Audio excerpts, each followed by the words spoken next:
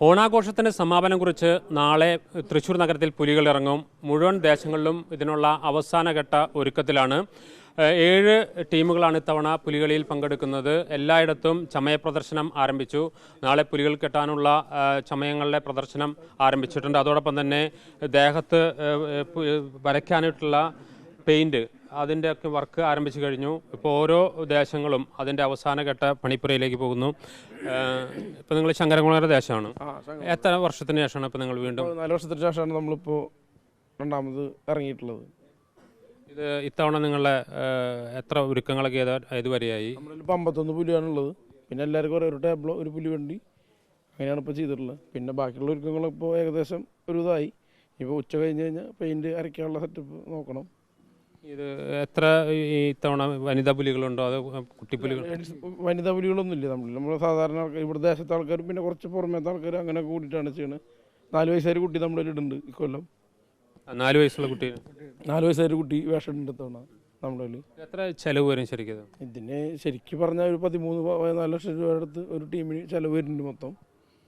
ഇത്തവണ ഈ പുലികളിയൊന്നും ഉണ്ടാവില്ല എന്നുള്ളൊരു പൊതു ഒരു രീതി ഉണ്ടായിരുന്നല്ലോ. ഇപ്പോൾ അതിനുശേഷം അവസാന ഘട്ടത്തിലാണ് പുലികളിലേക്ക് വരുന്നത്.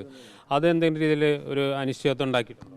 നമുക്കത് ഭയങ്കര വിഷമമാക്കി. നമ്മളത് അത്രയും പൈസ അഡ്വാൻസ് കൊടുത്തിട്ടുണ്ടായിരുന്നു, കണ്ടമാനം പൈസ. നമ്മളതിപ്പോൾ സ്റ്റാർട്ടിങ് തുടങ്ങാനും മറ്റേ ടീമുകളെന്ന് പറഞ്ഞാൽ കണ്ടിന്യൂസ് ആയിട്ട് എല്ലാം കൊല്ലും തുടങ്ങിയിട്ടുള്ള കാരണം അവർക്ക് കുഴപ്പമില്ല. അവർ കുറച്ച് ക്യാഷിനും ബാലൻസ് ഉണ്ട് നമ്മുടെ കയ്യിൽ. അതില്ല, ഉണ്ടായിരുന്നില്ല. നമ്മൾ അവിടെ നിന്ന് ഇവിടുന്നൊക്കെ റോൾ ചെയ്തിട്ടാണ് അഡ്വാൻസ് കൊടുക്കുന്നത്, മറ്റുള്ള കാര്യങ്ങളൊക്കെ ചെയ്തിട്ടുണ്ടായിരുന്നു. പെട്ടെന്ന് അത് ഇല്ല എന്ന് പറഞ്ഞപ്പോൾ നമ്മുടെ ആ പൈസയൊക്കെ വെറുതെ പോയി എന്ന് വരത്തി. നമുക്ക് വയനാട് ദുരന്തം നമുക്കും വിഷമമുണ്ട്, എല്ലാവർക്കും വിഷമമുള്ള കാര്യങ്ങളാണ്. പക്ഷേ ഇവിടെ ഇങ്ങനെ നോക്കുമ്പോൾ അതും ചെറിയൊരു ബുദ്ധിമുട്ടായി വന്നു നമുക്ക്. പിന്നെ മേയറും എല്ലാവരും കൂടി ഇടപെട്ട് സർപ്രൈസ് എന്തെങ്കിലും ഉണ്ടോ? സർപ്രൈസ് ഉണ്ട് ഇത്തവണ. അത് നമ്മളിപ്പോൾ പുറത്ത് പറയുന്നില്ലേ. ഇതിൻ്റെ ഒരുക്കങ്ങളൊക്കെ എത്ര ദിവസം മുമ്പ് ആരംഭിച്ചു? ഞങ്ങളിപ്പോൾ ഒരു 6 മാസം മുമ്പ് സ്റ്റാർട്ട് ചെയ്തതാണ് എല്ലാ പരിപാടികളും. ചില ദൃശ്യങ്ങൾ എങ്ങനെ ഏതാണ് ഒന്ന് പറയാൻ പറ്റുമോ? ഇപ്പോൾ അതാരും അങ്ങനെ പറയില്ല. ഈ കുട്ടി പുലികളുടെ സ്ഥിതി എന്താ? കുട്ടി പുള്ളി കുഴപ്പമില്ല, ചെറിയ രീതിയിൽ അവർ നന്നായി ചെയ്യും. ഇപ്പം ഈ പുലികൾക്കൊക്കെ ഇപ്പം ആദ്യമൊക്കെ വെച്ച് കഴിഞ്ഞാൽ ആളുകൾ സ്വാഭാവികമായിട്ട് നിങ്ങളുടെ ദേശത്തുള്ള ആളുകൾ മാത്രമായിരുന്നു. പിന്നെ അത് മാറി പുലികൾ നമ്മൾ വലിയ പൈസ കൊടുത്ത് പുലികൾ, വലിയ വയറുള്ള പുലികൾ, അത്തരത്തിലുള്ളതൊക്കെ എങ്ങനെയാണ് ഇപ്പോൾ അതിൻ്റെ ഒരു റേറ്റ് എങ്ങനെയാണ്? അതൊരു 6000 തൊട്ട് ഒരു 11-12 രൂപ. അത് നമ്മുടെ പുലിയുടെ വയറിൻ്റെ നമ്മുടെ വെയിറ്റ് നോക്കിയിട്ട് നമ്മൾ കൊടുക്കുക.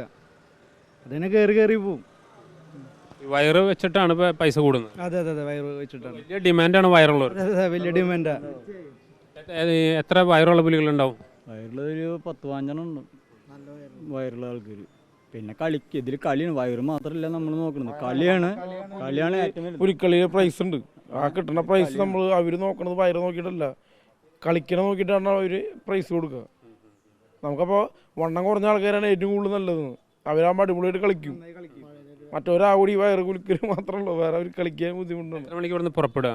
അവരോട് 3 മണിക്ക് ഇറങ്ങും. നമുക്ക് 5:30 ടൈം കിട്ടിയിട്ടില്ല. രണ്ടാമത്തെ ഇതാണ് നമുക്ക് കിട്ടിയിട്ടുള്ളത്.